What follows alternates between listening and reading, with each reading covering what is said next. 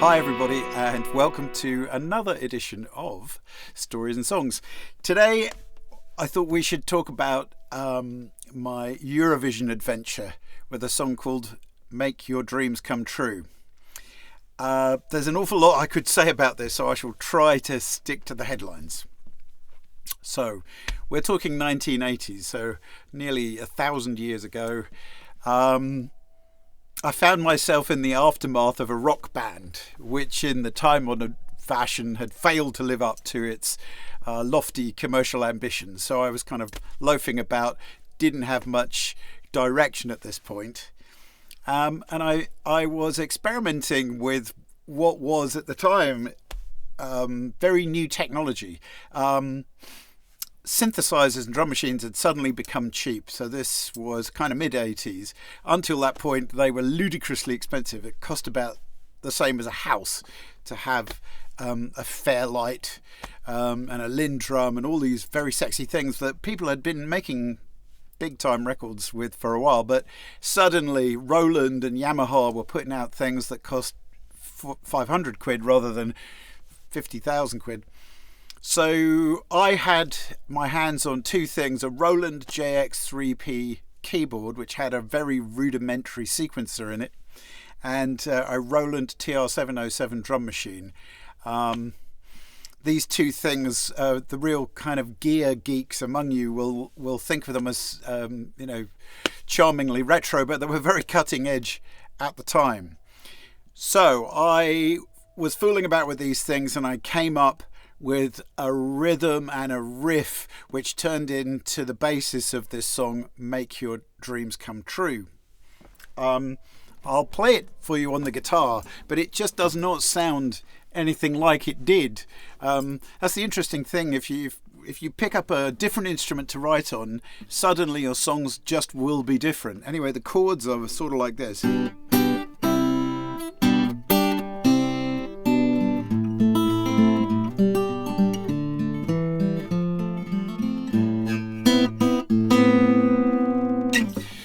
So that was kind of the structure of it. But as I say, on an old Juji old Roland JX3P and the 707 drum machine, this sounded amazingly contemporary.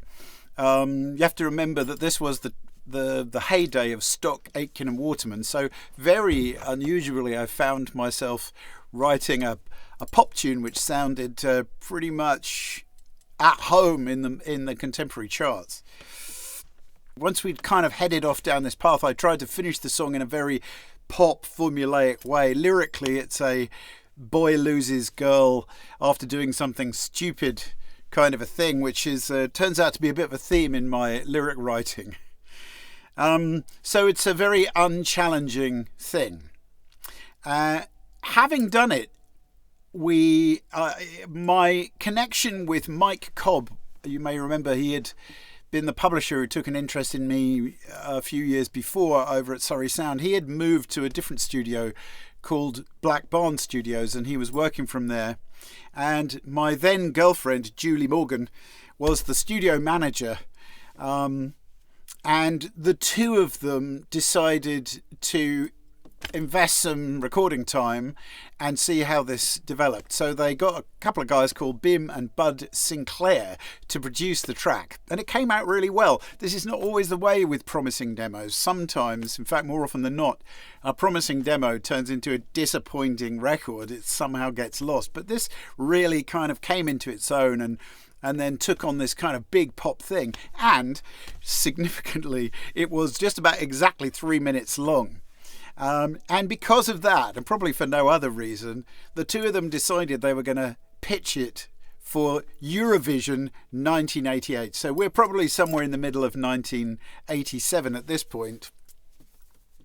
And they thought it's a Eurovision kind of a song. Eurovision was in a peculiar place in the 80s. In the 60s it had been very hip, very aligned with the charts. So there was Sandy Shaw and there was Lulu, and there was a lot of good contemporary pop music came through Eurovision. In the 70s it all went a bit kitsch. Of course there was ABBA, but also Brotherhood of Man, and it was all a little bit naff. The 80s, it was just a bit disappointing.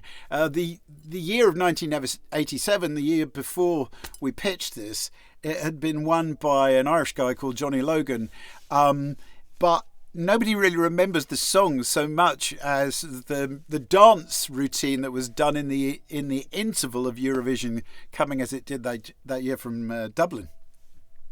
Anyway, so it was a little bit odd to pitch this thing for Eurovision, but I'm 34 by this time. I've failed to make it as a sort of grumpy folk singer. I did not make it as a pouty rock singer. So what the hell? Whatever opportunity you can find, you should throw your music at it. So they put it in. Now look, it would have been a so much better story if we had won this competition. Of course, we didn't win. We just made it through into the qualifier, where we came 5th and therefore effectively nowhere.